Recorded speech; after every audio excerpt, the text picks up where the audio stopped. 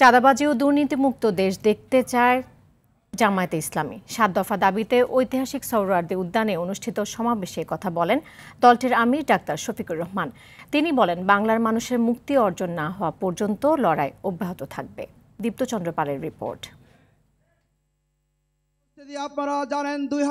Peer পদ্ধতিতে নির্বাচন ও প্রবাসীদের ভোটাধিকার সহ ৭ দফা দাবিতে রাজধানী সোহরাওয়ার্দী উদ্যানে সমাবেশ করে বাংলাদেশ জামায়াতে ইসলাম।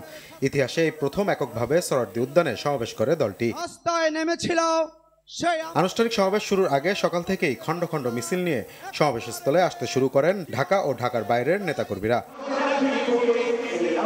এ সময় দেশের সুশাসনে শক্ত ভিত্তি করে তুলতে তরুণ প্রজন্মের কাছে দাঁড়িপাল্লা মার্কায় ভোট চান দলটির সেক্রেটারি জেনারেল মিয়া গোলাম পরোয়ার। জুলাই অভ্যুত্থানের চেতনাকে ধারণ করে আগামী নির্বাচনে দাঁড়িপাল্লার পক্ষে তরুণ প্রজন্মের প্রথম ভোট দাঁড়িপাল্লার পক্ষে হোক। পরে বক্তব্য দিতে গিয়ে 2 দফায় অসুস্থ হয়ে পড়েন দলটির আমির ডক্টর শফিকুর রহমান।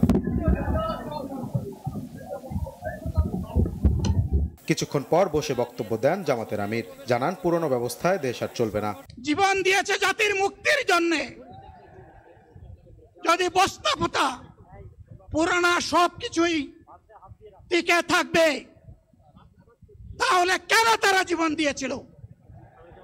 যারা ওই বস্তাপচা ব্যবস্থাপনায় বাংলাদেশকে আবার গড়তে চান, তাদেরকে আমরা বলি, জুলাই যুদ্ধ করে যারা জীবন দিয়েছে, আগে তাদের জীবনটা ফেরত এনে দেন।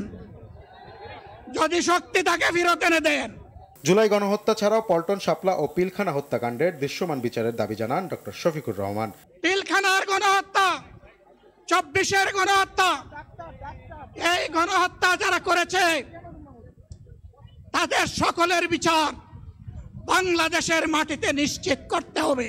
দীপ্তচন্দ্র পাল, RTV, ঢাকা।